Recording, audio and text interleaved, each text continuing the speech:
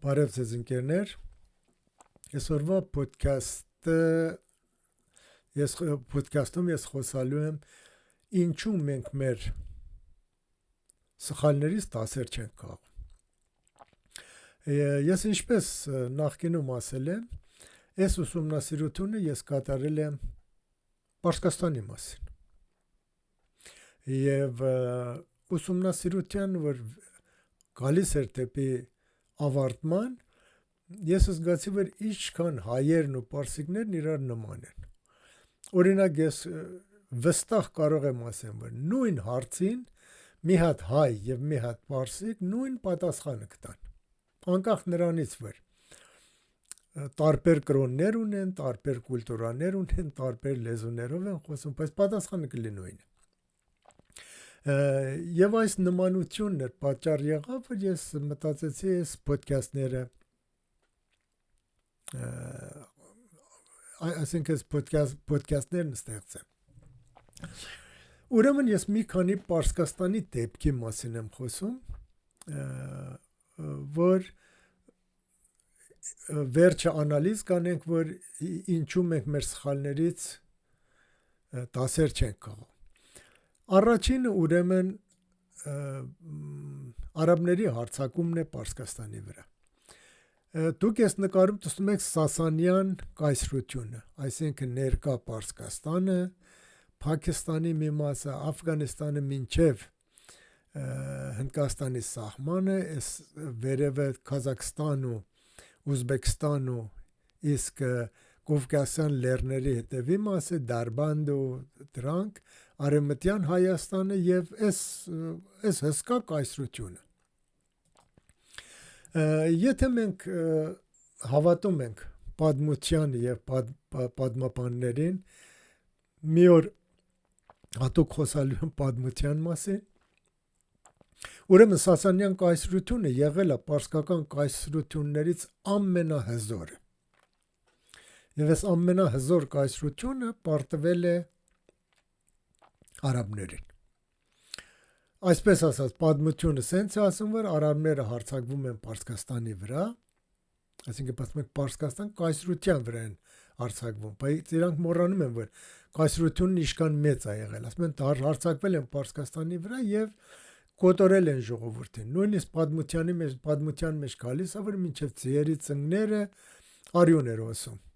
Չնայած արաբների հարձակման տեղը պիտի լինի այս կողից, եւ այստեղ սարերը, որ անցնում ես, արդեն այստեղ ավազ է։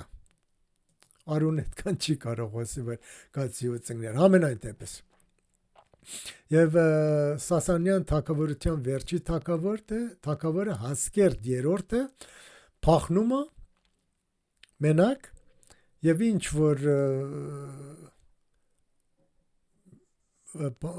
այսինքն Աֆղանստանի մոտերը մի հատ ջրաղացի մեջ թաքնվում է, ջրաղացը այդ մարդը, որ ջրաղացի պատասխանատուն էր, կամ այդ գյուղացին թագավորին ճանաչում է եւ իրան մորթում է։ Ուղղակի այստեղ ոչ մի հարցական չկա, որ այդ գյուղացին ոնց է թագավորին ճանաչում, ոչ ինտերնետ կար, ոչ Facebook կար, այս հարցերը չեն տալիս։ Եվ խոսում են ջարդերի մասին ու իսկ նորից կվերադառնամ այս դեպքին, անալիզ կանենք, տեսնենք ինչ անցել, ինչն է ընդունելի, ինչն է իրական, ինչն է ոչ թե պատմություն, այլ հեքիաթ։ Երկրորդ դեպքը, որ ուզում եմ խոսամ մասին, արդեն 1820-30-ական թվականներին է եւ ռուս-պարսկական պատերազմի մասին է։ Այն ժամանակվա թագավորը Ֆաթալի շահն էր։ Եվ արդեն 6 տարի երկրորդ պատերազմից առաջ Ֆաթալի շահը պայմանագիր էր գրել Ռուսաստանի հետ,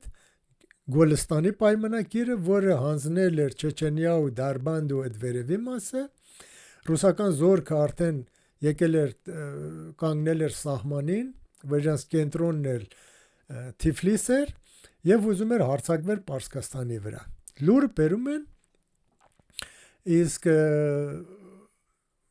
ուղղակի Պարսկաստանի մասին ասեմ, Պարսկաստանի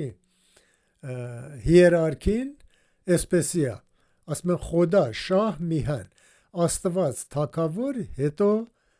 հայրենիք, այսինքն թագավորին Աստված է ընտրել եւ Աստված է իր թուրը կապել մեջքին, որ տենց են ասում։ Իսկ կրոնական մասն էլ parallel է սրան։ Հակառակ օրինակ թուրքական տիրակալներին Թուրքիայում սուլթանն է եւ վերջ, այսինքն սուլթանը թե սիվիլ, թե ռազմական ղեկավար է եւ թե կրոնական։ Պարսկաստանում այդպես չի։ Կրոնական ղեկավարությունն առանձին է եւ իրանք շատ մեծ ազդեցություն ունեն թագավորության եւ թագավորի վրա, բայց թագավորն է աստու տեղակալը։ Ուրեմն թագավորը արդեն 6 տարի առաջ ահագին հողեր տվել ռուսներին եւ այդքան էլ չէր ուզում մտներ պատերազմի մեջ, բայց կրոնականները հավաքվում են եւ ասում են թագավորն ապրած կենա, արդեն անցած անգամ դու մեզ խայտարակեցիր, եթե կռվի չմտնես, արդեն մենք ջհադ կտանք ու ժողովրդին կուղարկենք կռվի ճակատ։ Թագավորը ասում է դե ոնց զորք բան, ասում են դու մի մտածի թագավորն ապրած կենա, դու վր բանին Էմամը Զամանին, այսինքն վերջի մարգարեն ըստ շիաների, որ 12 տարեկանում մտել է մատ հորի մեջ ու կորել է, Քրիստոսին ման կորել է, հետո պիտի կա, ասում է եթե դրան խնդրես, իր զորքը կգա քեզ կօգնի։ Okay։ Այսպեսով հին ժամանակ էլ կամավոր բանակ չկար, մի քանի հոգի ծիու վրային, այդ կողից վր կռիվն սկսում է, կողի գյուղերից ժողովրդին դատարկում են, տանում են կռիվ։ Զենք էլ ոչ չկար, ով մի հատ պետ բախ, կլունգ, ինչ-որ ձեռի առաջ գալիս էր, վերցնում են այդ մեն կռիվ։ Ուրեմն այդ մեն ռուսների հետ կռիվ, եւ ռուսներն այն ժամանակ արդեն հրացան ունին, որ 3 շարք են կապում, մեկը կրակում էր, մեկը արդեն պատրաստվում էր, այն երրորդն էլ այդ ինչ կրակել էր, այդ մերն հետևի շարքը իր հրացանները բարութին լսնում ու ծեծում են ու այդպես։ Եվ նորից ռուսական զորքը շարժվում առաջ եւ գալիս է սովետական սահմանին։ Սովետական սահմանը վերջի սահմանն էր Պարսկաստանի եւ Ռուսաստանի հետ։ Եվ այստեղ կնքվում է Թուրքմենչայի պայմանագիրը, որ Ֆաթալի շահը իր տղին ուղարկում է Եկատերինայի մոտ, շատ մեծ, շատ նվերներով ու ոսկի ու այսինչ, որ ռուսական զորքը կանգնում է այդտեղ եւ Թուրքմենչայում արդեն իրանց պայմանագիրը գրում են, որ կռիվը դադարում է այդտեղ, խաղաղության պայմանագիր են գրում։ Իսկ Ֆաթալի շահն արդեն կատաղած հավաքում է կրոնականներին, կրոնականները գալիս են մոտը, այնքան կատաղած էր, որ սուրը հանում է, որ իրան ասել են, որ եթե սրով խպես գետնին, երկրակունդը երկու մասի կբաժանա։ Թագավորը որ սուրն հանում է, կրոնականներն իր ոտով ասում են թագավորն ապրած կնա, եթե իրանց, այսինքն ռուսներին, զինվորներին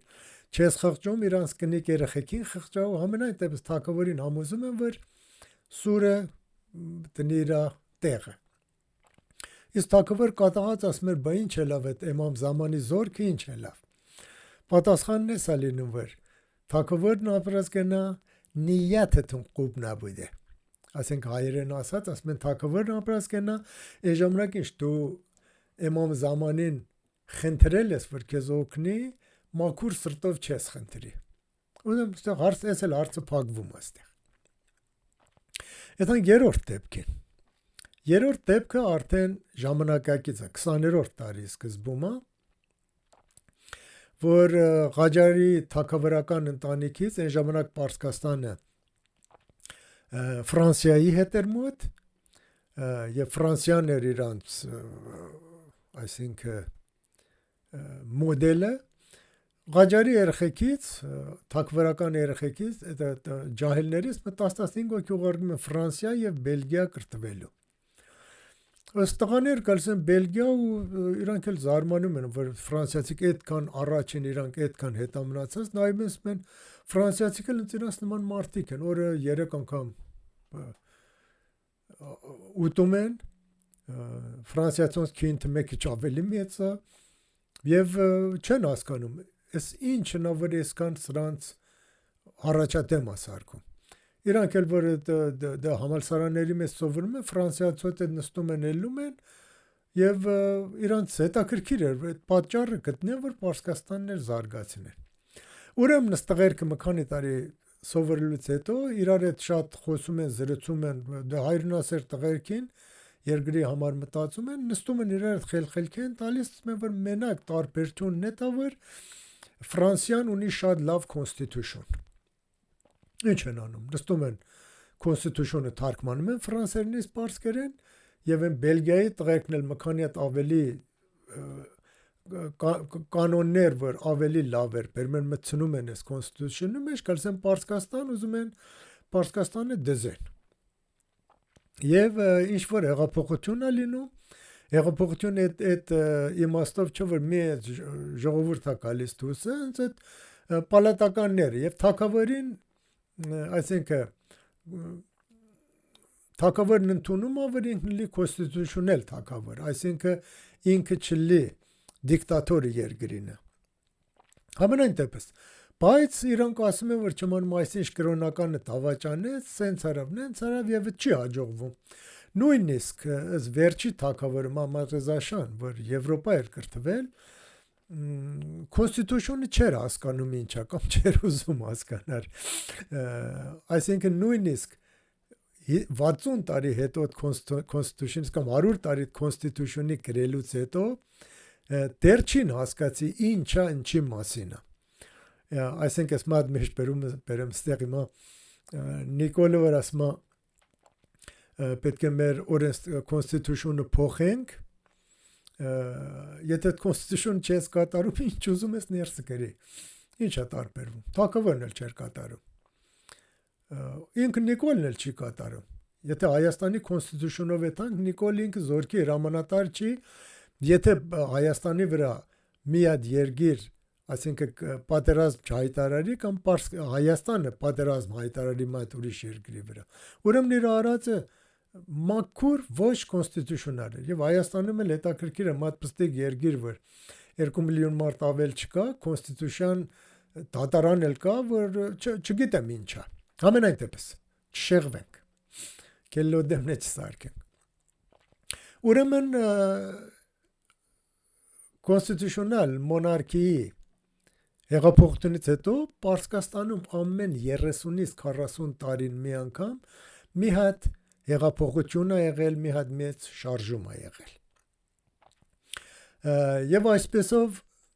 Ռեզա Շահը թագավորի հերը որ կալսակործի գլուխ, ինքը շատ ազդված էր Աթաթուրքից եւ ուզում էր որ ինքը թագավոր չլեր, այսինքն բայց կրոնականներն իրան թույլ չեն տալիս։ Ինքը ռեսպուբլիկա էր ուզում, ռեպուբլիկ էր ուզում։ Ամենայն դեպս երրորդ դեպք, որ ուզեմ պատմեմ, 1950-ական թվականի սկզբից է։ Այսպես ասած, Ադրբեջանում եւ Քուրդիստանում արդեն երկու հատ կուսակցություն էին եկել գործի գլուխ, Ադրբեջանում Փիշեվարին էր, Ադրբեջանի դեմոկրատական կուսակցությունը եւ Քուրդիստանում էլ Քուրդիստանի դեմոկրատական կուսակցությունը եւ ազդված սովետական միությունից ուզում են երկու մասը անջատային Պարսկաստանից եւ Փիշեվարին Ադրբեջանում ահագին բարելավումներ էր արել փողոցներն էր ասֆալտարել ես եմ նույնիսկ փող էին տպել եւ այսպեսով 1953 թվին թագավոր իր զորք ուղարկում է եւ սրանց ուժեղ ճնշում են լավ ջարդում են եւ մնացածը Փիշեվարին ու դրանք իրանք փախնում են սովետական միություն եւ իրանց հետ մոտ 10-15000 հոգի Ադրբեջանից փախնում են սովետական Ադրբեջան որ հետո սրանց մեր մասին բռնում են, ակսորում են սովետական միության ներսը, Քուրդիստանը այդքան բան չունեմ, այսինքն ինֆորմացիա չունեմ, երևի իրանք էլ փախնում են Իրաքի Քուրդիստանը, որտեղ Իրաքը միշտ թշնամի է եղել Պարսկաստանի հետ, իրանց կարող էր տեղ տար, որ թագավորը չճարտեր իրաց։ Ամենայն դեպս հետաքրքիր մասն այս է, որ Ադրբեջանում, պարսկական Ադրբեջանում Փիշեվարի փախնելուց հետո ժողովուրդ դուրս են գալիս, քլունգով սկսում են ասֆալտները քանդել։ Հիմա կարող ասեք, որ խոբ Ազարուց, Թուրքից դրանից ավել էլ չի կա, բայց դե տեսնենք ոնց ալը։ Սրանք երկու մասին բաժանվում, մեկ մասը կրոնական ադրբեջանցիք էին կամ թուրքերը, որ ասում էին, որ ըստ հադիսների Էմամը զամանը որ կա, ձյու ոդների տակից պետք է փոշի բարձրանա։ Ուրեմն եթե փողոցը ասֆալտելած Էմամ զամանը մեր գյուղը չի կա։ Դրա համար քանդում են, որ Էմամ զամանն իրանց գյուղն էլ կար, որ իրանց էլ բրկեն։ Իսկ երկրորդ մասը, որ ազգայնականներն էին, ասֆալտը քանդում են, որովհետև դա սոցիալիստ, մի հատ կոմունիստ Փիշեվարին է սարքի։ Ուղղակի այստեղ մեկից զարմանալի է թվում, բայց ինձ թվում է Հայաստանում էլ նույն գործն են արել։ Այսինքն Հայաստանի ազատագրումից հետո, անկախությունից հետո, ինչ որ սովետական կար քանդեցին, ինչ որ սովետական կար։ Այսինքն նույն ժողովուրդն է նույն հոգեբանություններով։ Սրան էլ կվերադառնանք անալիզ անելու համար։ Եվ երրորդը, այսինքն դրանից հետո 40 տարի հետո արդեն լինում է այսօրվա հեղափոխություն, այսինքն 40 տարի առաջվա հեղափոխությունը, որ Խոմեյնին եկավ եւ թագավորը փախավ Պարսկաստանից, եւ երբ որ հիմա խոսում ենք, հիմա Պարսկաստանը նորից ուզում են հեղափոխություն անեն, այսինքն ինչ որ կամաց շարժումներ է սկսվում։ Բայց երբ որ իրանց հետ խոսում ենք եւ հարցնում ենք, այսինքն բանավեճի ենք մտնում, որ ախպեր ջան, անցած անգամ ինչու չհաջողվեց։ Դե իրանք էլ ասում են, այսինչ ժամանակ Մաշրութիայի հեղափոխության ժամանակ այսինչ ախոնդը դավաճանեց, ես եմ constitutional monarchy ժամանակ այսինչը դավաճանեց են արաբների ժամանակ մի հատ դավաճան դուռը բացեց, որ արաբները մտնեն քաղաք եւ վերջի հեղափոխությունը Խոմեյնու ժամանակ ասում են, որ Խոմեյնին մեզ խաբեց։ Ըստես որ ասում են, այսօր Հայաստանում ասում են Նիկոլը մեզ խաբեց։ Իսկ վերադառնանք անալիզ անենք եւ վերջը տեսնենք ինչ է կատարվում։ Ուրեմն վերադառնում ենք Սասանյանների անկմանը։ Սասանյանները մի հատ կայսրություն էին, շատ ուժեղ, շատ մեծ։ Արաբները միտը քանի հոգի են, ասենք 1000 հոգի արաբ են հարձակվել։ 1000 հոգի արաբը չին կարող այդքան տերիտորիա գրավեին, անհնարին էր։ Ուրեմն այս բանը չի անցնում, որ արաբներն եկել են, սպանել են, այսինչ են արել, այնինչ են արել։ Իսկ իրանք ասում են, որ արաբները որոշ մարդիկ ասում են, այդ իրական չի, որ արաբներն ախտացել են, ինչ որ քաղաքի դռները բացել են, ինչ որ այսինչ դավաճանը։ Այսինքն մենք խոսում ենք մի հատ տերիտորիայի վրա, որ քանի միլիոն քառակուսի կիլոմետր է։ Ոնց որ ըստ լրիվս երգիրը մի հատ դուռ ունացել, մի հոգի դավաճանել է։ Ուրեմն էս էլ հնարավոր չի։ Այստեղ մա ջոկ ասեմ։ Ասма մի հոգի հայ պատմում էր, որ ինչ որ իրանք օթանավով է թմեն Աֆրիկա արձակուրդի, օթանավը նման անտառների մեջ եւ մարդուտողներն իրանց բռնում են, երկու մասի են բաժանում, ասում են մի մասին բռնապարեք ու պաս տողեք, այն մի մասին ուտում ենք։ Հետո իրան հարցնում են, ասում են դու որ խմբի մեջ ես, ասում են դրանց ինչ կերան։ Հիմա պարսիկների պատմությունն է։ Իրանք Սասանյան կայսրությունը ներկայացնում են որպես ամենաուժեղ, ամենաբանը, իրանք չեն անալիզ անում, որ ոնց է լավ։ Ուղղակի մի հոգի դավաճանեց։ Այս դավաճան բառը ամենասարսափելի բառն է, որ ժողովուրդ կարող են օգտվել։ Այսինքն եթե ասում ես դավաճանեց, էլ արդեն անալիզը մոռացի։ Ասում են դավաճանեցին, մի հոգի դավաճանեց։ Իսկ մատ հսկայական երգիրա գրավվել, չի կարող տենց լի համենայն դեպս։ Երկրորդ խնդիրը, որ երկրորդ բանը, որ պատմեցի, դա արդեն Ֆաթալի շահի պատմություններ, որ կրոնականներն ասում են դու լավ չես աղաչի Էմամ Զամանին, դրա համար Էմամ Զամանի զորքը չի օգնի քեզ։ Ուրեմն այստեղ մի հոգի չկար անալիզ անել, որ ախպեր ջան, ռուսներն ունին հրացան, մենք փետով ենք գնացի։ Այսինքն 20 մետր, 50 մետր մնացած մինչև ռուսների զորքին իրանք հրացանով կրակում են, սպանում են։ Ամենաերկար փետը կամ կերան է, որ դու վերցել ես 2 մետրից ավել չի։ Ուրեմն որ անալիզ չեն արի ու թագավորն էլ հավատում է, որ Էմամ Զամանին ինքը վատա աղաչել, Էմամ Զամանը չի օգնել եւ այսինքն առանց անալիզ անցել են այս բանի վնից։ Եթե կարգին անալիզ անողներ, կասեն որ ախպեր ջան, դրանք մի հատ բան ունեին, որ ձեներ անում, թախ ձեներ անում, մենք տապում ենք ցած։ Կամ մի հատ կգողնին, կամ մի հատ կետին ցարից կխնդրին նվերների դիմաց մի հատս հրացաններից կառնեն, կպերին ուսումնասիրին եւ հրացան կսարքեն։ Ըստենց էլ հրացան չունեցան սարքի, չսկսեցին նոր 20 տարի է, որ սկսել են ինչ-որ զենքեր արտադրել։ Այսինքն 200 տարի հետո այս անալիզ չանելու պրոբլեմներն է։ Երրորդը constitutional monarchy-ի ինկլաբը մաշրութիաթ ասել պարսիկներին։ Նայեք, ընկերներ, այս մարդիկ գնացել են Ֆրանսիայի constitution-ը բերել են մի հատ երկրի մեջ, որ 100%-ով անտառաճանանչ անկրակետ են։ Նույնիսկ իրանց հերերը այդ տղերքի նկրել կարդալ չգիտեին։ Ինչ է կարծում, կարող էր աշխատել այդ constitution-ը։ Իհարկե ոչ։ Մարդիկ իսկի չեն հասկանում ինչ է գրած այդտեղ։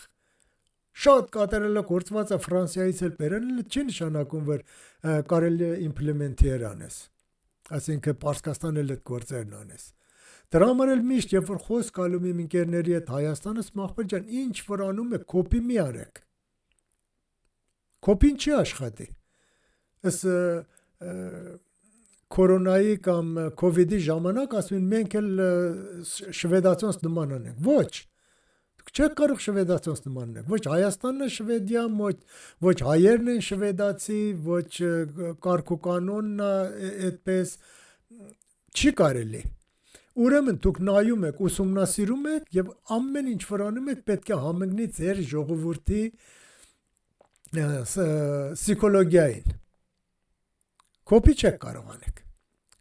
Ուզում եք արեք, բայց չի աշխատի։ Անցնենք առաջ արդեն գալիս ենք այդ Փիշեվարի ու ասֆալտ քանդելուն, նա այստեղ էլ մի հատ անալիզ չէ լավ, ոնց է լավ։ Այդ ոնց է լավ, որ դրանք բան արեցին, ինչ են ասում, ասում որ մենք երգիրն ուզում ենք ազատենք, այսինքն անալիզ չի ելեր, Փիշեվարին ով էր, ինչ ձև էր, ուղղակի տեղել ասում են Փիշեվարին դավաճան էր Ռուսաստանի 5-րդ չարասուն էր, այդ բաներից ինչի Հայաստան ամեն օր ասում են։ Իսկ վերջինը Խոմեյնու ժամանակ 100%-ով պարսիկներն ասում են, որ Խոմեյնին մեզ խաբեց։ Խոմեյնին ասավ ազատություն կտամ, բայց չտվեց։ Ախպեր ջան, պարսիկներն էլ հայերի նման իրանք կարծում են, թե աշխարհի ամենախելոք ազգն են։ Աշխարհի ամենախելոք ազգին մատ կիսագրակի այդ մոլլա եկավ խաբեց, չի բռնում իրար հետ։ Իսկ Խոմեյնին ասավ, որ ես ազատություն կտամ։ Նախ ազատություն տալու չի, որ մեկը տա։ Այսինքն իր հորմալը չի, որ կիսի կամ տա։ Ուրեմն այս հեղափոխությունը ստենց ամեն 30-40 տարին մի անգամ շարժում ա եղել հեղափոխություն այլ Պարսկաստան դոփում ա իր տեղը միակ պատճառն է դա որ ամեն մի հեղափոխության ժամանակ մի հոգու ճարում են ասում են դավաճանեց Եպես բառ օգտվում ես այսինքն ուղեղը կանգնում ա դու անալիզանելու ունակություն չես ունենում արդեն դու հարցի պատասխան ճարել ես ինչն անալիզանես Իսկ ընծես պատճառելա որ այսինքն վերջի հեղափոխությունը պատճառելա որ ես մտքինն եմ ախպեր ջան ես ինչա կատարվել իմ երկիրն է Պարսկաստանը Ես ոնց է լավ ինչպես սենց է լավ Ես Պարսկաստանցունց ինչքան եմ ճանաչում Նույնիսկ ես մեր Պարսկաստանի մեր հայերին մեր թաղամասին իմ ախպորս իմ քվորս ինչքան եմ ճանաչում Ուսումնասիրություն որ կատարեցի ես ինքս զարմանք ստարավ Ես գնացել եմ լրիվ պարսիկների այսինքն շիա կրոնը ուսումնասիրել եմ լրիվ Նաջաֆի Ալիե Սիստանի Շեյխ Ալիե Սիստանի որ հիմա ղեկավարն է Իրաքի շիաներինը իր գրատարանն ունի գնացեմ գրատարան այդ հոդվածները որ գրածա կարդացել եմ Տարիներ ես լսել եմ մենակ ախոնդները, որ Պարսկաստան, որ պարսիկները ծծաղում են վրները, ես չեմ ծծաղում, ես նստում եմ լսում եմ, ամեն մի հատ ախոնդ 100 հոգի մարդ կա մաշճեդի մեջ, որ նստած լսում է։ Ուրեմն այդ էշությունները, որ ախոնդը դուսա տալիս, լսող ունի։ Համեմատեմ հայերի հետ, այսօր այդ հայկական վեբերում որ անալիզ են անում, ես այդ անալիզ, երբ որ կարդում եմ այդ տակի իրանց կոմենտարները, շատ ամենահետաքրքիրն է տեղը։ Այսինքն, այս էշությունները, որ սրանք դուրս են տալիս, լսող ունի, լսարան ունի, եթե լսարան չունենա, սրանք չեն համարձակվի տսպաներ ասեն։ Ուրեմն, կարճ ասած, եթե մենք ամեն ինչը մանրամասը անալիզի չենթարկենք, մենք չենք կարող հասկանալ, որ որտեղ ենք սխալվել, ինչպես ենք սխալվել։ Դրա համար էլ դաս չենք կարող քաղենք մեր սխալներից, որտեղ անալիզ չենք անում։ Այդքան բան։ Այսքան այսօր հաջողություն։